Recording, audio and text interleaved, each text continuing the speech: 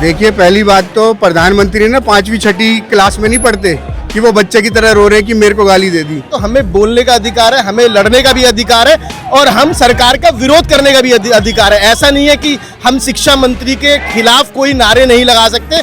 हम अगर कोई विरोध करें तो शिक्षा मंत्री के खिलाफ भी नारे लगा सकते हैं, प्रधानमंत्री के खिलाफ भी लगा सकते हैं। कि वो छात्र संगठन जो अपने आप को कहते हैं कि हम 365 दिन छात्रों के बीच में रहते हैं, एबीवीपी और एनएसयूआई, वो छात्र संगठन कहाँ गायब थे जब 20 तारीख को बच्चों पे लाठियां पड़ी? कहाँ गायब थे वो? कहाँ गायब थे जब 36 दिन भूखे प्यासे बच्चे जंतर मंतर पे बैठे हुए थे? कहाँ गायब थे? किसी भी कीमत पे इस केंद्र सरकार को बर्दाश्त करने वाली नहीं है। जो जैन जी के ऊपर जो लाठी डंडे बरसाए, उनके सर फोड़े, उनके हाथ पैर तोड़े और जो छात्रों को इन्होंने जेल में डाला, उसके लिए जैन जी कभी इन्हें माफ नहीं करेगा।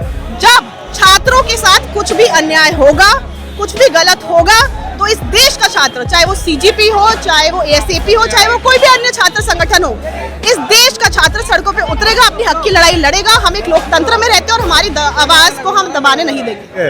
ये देश में छात्रों को लाठी डंडे मारने वालों के खिलाफ, छात्रों के लिए, न्याय के लिए लड़ने वालों की लड़ाई यहाँ पे चल रही है। तो देश के प्रधानमंत्री जी से मैं ये निवेदन करूँगा कि छात्रों की राजनीति में ज़्यादा इंटरफेयर ना करें। छात्र देश को बनाने वाला है, छात्र देश का भविष्य है। छात्र अपनी लड़ाई खुद लड़ लेगा। एक तो आप लाठी डंडे मार के उनके सर फोड़ रहे हो, फिर ऊपर से उनको खुद माफ कर रहे हो। मांगनी चाहिए गलती, आप उनको माफ कर रहे हो। कमाल का मजाक हो रहा है यहाँ पे।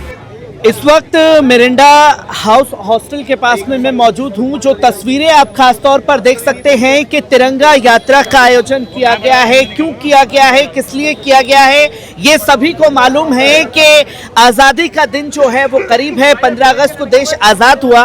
क्या मकसद है सर? जो लोग ये बताते हैं कि तिरंगे पर उनका पैटेंट है, राष्ट्रवाद की परिभाषा समझाते हैं, क्या मैसेज देना चाहते हैं लोगों को? मैसेज ये है कि सबको यूनाइट करना, और जिस तरीके से भारत के लोकतांत्रिक ढांचे को आज निस्तो नाबूद करने की जो कोशिश केंद्र सरकार द्वारा की जा रही है, और सभी छात्रों को, चाहे वो किसी भी जाति समुदाय को, सबको एकजुट रखना और एकजुट करके अपने देश को, भारत को आगे बढ़ाने के लिए काम करना और अच्छी एजुकेशन पॉलिसी बनाना, एग्ज़ाम में लीक ना हो, इन सब के खिलाफ आज ये मार्च है और देश को यूनिटी का संदेश देने के लिए मार्च है। छात्रों की भी तो परिभाषा बांट करके रख दी है ना। अगर जंतर मंतर पर प्रोटेस्ट था तो केंद्र सरकार, भारतीय जनता पार्टी यहाँ खामोश थी। रांची में था तो बिहार बंद और झारखंड बंद का ऐलान कर दिया गया।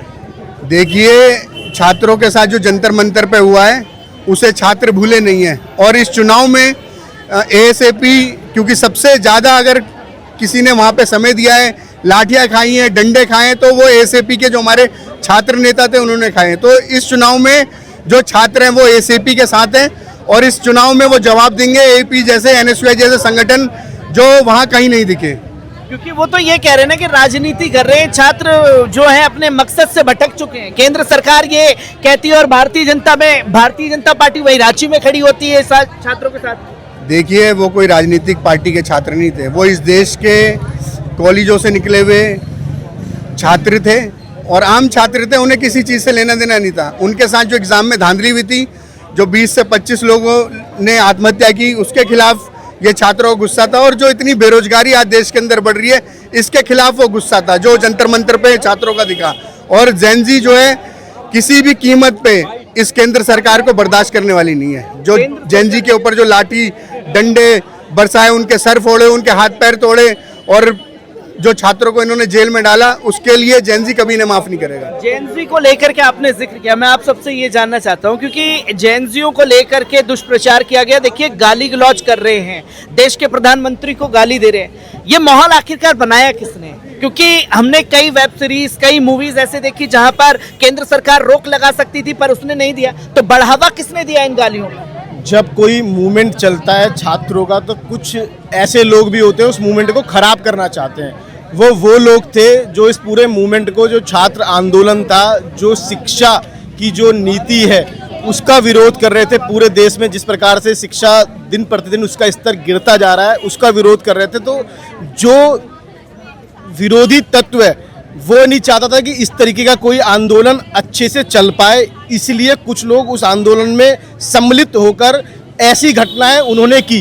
कईयों पे मुकदमे भी थे, कोई मर्डर का मुकदमा था। तो ऐसे कई लोग वहाँ पर जंतर मंतर पर थे जो चाहते नहीं थे कि ये आंदोलन सफल हो जाए, और इस आंदोलन को कुचलने का काम उन लोगों ने किया जो लोग इसके खिलाफ वहाँ खड़े होके मतलब भाष्य शब्द यूज कर रहे थे, जो चाहे किसी भी सरकार को गाली बकने की बात हो। भाई ठीक है, हम देश के अंदर लोकतांत्रिक प्रक्रिया है, उस लोकतांत्रिक प्रक्रिया के अंदर हमें बोलने का अधिकार है, तो हमें बोलने का अधिकार है, हमें लड़ने का भी अधिकार है, और हम सरकार का विरोध करने का भी अधिकार है। ऐसा नहीं है कि हम शिक्षा मंत्री के खिलाफ कोई नारे नहीं लगा सकते।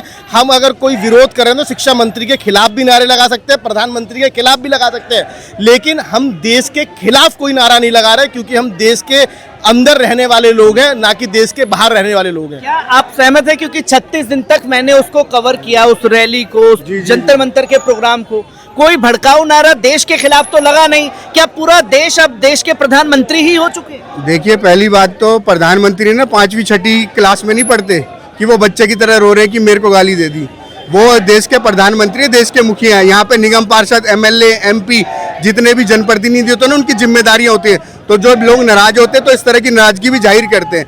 तो वो कोई छोटे बच्चे नहीं है, वो छोटे बच्चों की तरह रोने लग जाते हैं कि मुझे गाली दे दी या फलाना कर दे, ढिमकाना कर दे। वो देश के प्रधानमंत्री है, देश के मुखिया हैं, तो लोग नाराजगी भी उन्हीं से जताएंगे। नाराजगी जताएंगे। सर, क्या लगता है कि जिस तरीके से देश के प्रधानमंत्री पहले मित्रों पर थे, फिर भाइयों बहनों पर आए, और अब खासतौर पर हाई फ्रेंड्स पर आ चुके हैं, क्या जेएनजीओ से डरने लगे हैं देश के प्रधानमंत्री? देखिए जी, जिस तरफ युवा चलता है उस तरफ जो है सारी हवा बदल जाती है, और देश के प्रधानमंत्री बड़े ही पूर्णतः एक तरीके से राजनीतिक व्यक्ति हैं, और वो फैशन के हिसाब से अपने आप को अपडेट करते रहते हैं। और ये आज जो लड़ाई चल रही है, ये देश में छात्रों को लाठी डंडे मारने वालों के खिलाफ, छात्रों के लिए, न्याय के लिए लड़ने वालों की लड़ाई यहाँ पे चल रही है।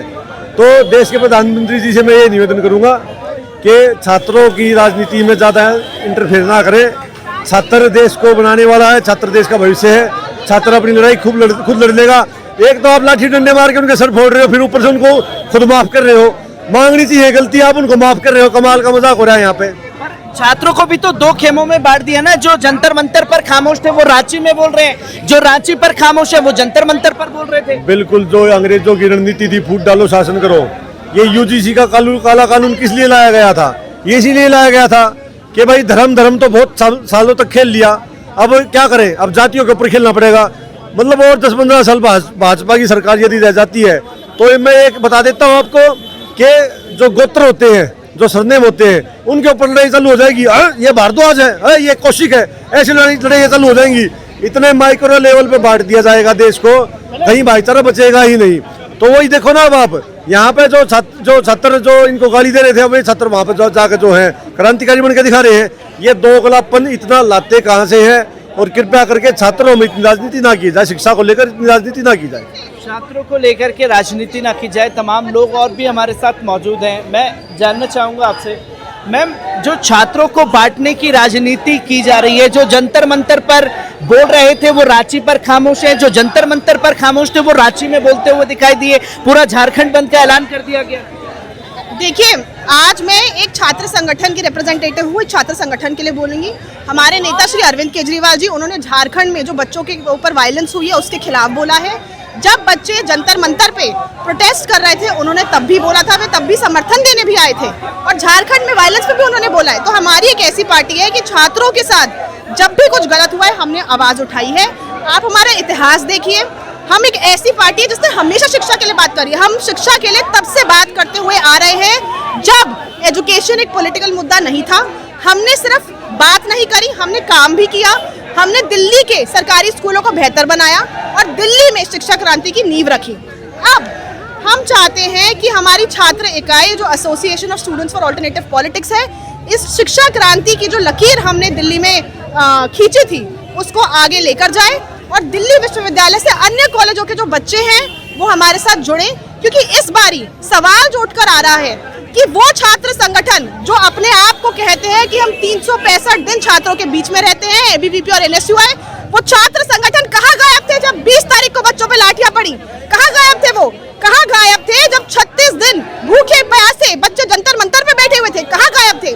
तो इस बारी दिल्ली विश्वविद्यालय का चुनाव एएसएपी पहली बारी लड़ने जा रही है, और बच्चे इस विकल्प को चुनेंगे और इस वैकल्पिक राजनीति को चुनेंगे। मैम, जैसे कि आपने अरविंद केजरीवाल जी का जिक्र किया, बात होनी चाहिए थी बच्चों के भविष्य पर। गोदी मीडिया एक वीडियो का क्लिप काट करके ये बताता है कि देखिए अरविंद केजरीवाल जी की कितनी अमर्यादित भाषा है, किस तरीके से देश के प्रधानमंत्री के लिए बोल रहे हैं कि देश की जो छात्र हैं वो मोदी जी को पेलने के लिए आए थे। इस वर्ड पर गौर करके एक प्रोपागेंडा सेट किया गया। कैसे देखते हैं? वही जब आप लोग बात करते हैं, वही एबीवीपी के छात्रों, भारतीय जनता पार्टी के लोगों गाली गलौज करते हैं, पर देश के प्रधानमंत्री को ही देश बता दिया गया। देखिए, गोदी मीडिया को आप बहुत अच्छे से जानते हैं, उनका क्या इतिहास रहा है, मैं उन डिटेल्स में नहीं जाना चाहती। वो तो सरकार के हित में ही बोलेंगे। उनका तो हम इतने टाइम से देखते आ रहे हैं, जो कुछ भी होता है उसको तोड़ मरोड़ के एक अलग पिक्चर दिखाई जाती है। तो गोदी मीडिया के बारे में मुझे कुछ बोलना नहीं, सबको उनका सच पता है। आज का जो छात्र है वो इंस्टाग्राम पर है, आज का जो छात्र है वो सोशल मीडिया पे है, आज का जो इन्फॉर्म सिटीजन है वो ट्विटर पर है। सबको पता है कौन क्या किस तरीके का सोशल मीडिया यूज हो रहा है। और जो कॉकरोच जनता पार्टी का आंदोलन खड़ा किया गया और सारे छात्र, सिर्फ दिल्ली के छात्र ही नहीं, देश भर से जो छात्र जुड़े वो सोशल मीडिया के माध्यम से जुड़े। तो आज एक तरीके का जो सारे छात्र हैं, युवा है, वो सिटीजन ऑडिट कर रहे हैं सोशल मीडिया के माध्यम से, सरकार को आईना दिखा रहे हैं। और हम सोशल मीडिया का ही इस्तेमाल करते रहेंगे, क्योंकि आज के टाइम में मीडिया की इंडिपेंडेंस को मार दिया गया है। तो गोदी मीडिया किसी भी तरीके का बयान दे, उनका काम है नफरत फैलाना, उनका काम है आपस में लोगों को लड़ाई कराना और सही पिक्चर नहीं देना। तो हम ऐसी चीजों में विश्वास नहीं रखते। साथ ही हमारे पास छात्र हैं जो साथ में हमारे खड़े हैं और हम उन्हीं में विश्वास करते हैं, उनके मुद्दों में। पेपर लीक्स के खिलाफ जो एक्शन होना चाहिए, शिक्षा व्यवस्था कैसे बेटर होनी चाहिए। एक आखिरी सवाल लेना चाहेंगे मैम, क्या जंतर मंतर पार्ट 2, जैसे कि अभिजीत दीपके ने कल कहा सीजन 2 आएगा, छात्र फिर से यूनाइट हो पाएंगे? देखिए, मुझे उसकी सिमेंटिक्स में नहीं जाना, लेकिन जब छात्रों के साथ कुछ भी अन्याय होगा, कुछ भी गलत होगा, तो इस देश का छात्र, चाहे वो सीजीपी हो, चाहे वो एएसएपी हो, चाहे वो कोई भी अन्य छात्र संगठन हो, इस देश का छात्र सड़कों पे उतरेगा, अपनी हक की लड़ाई लड़ेगा। हम एक लोकतंत्र में रहते हैं और हमारी आवाज को हम दबाने नहीं देंगे। तो आप देख सकते हैं कि तमाम लोग हमारे साथ मौजूद थे जिन्होंने खासतौर पर ये कहा कि छात्र फिर से सड़कों पर उतरेंगे। जब जब छात्रों की आवाज़ों को दबाया जाएगा तब तब छात्र सड़कों पर इसी तरीके से उतरेंगे।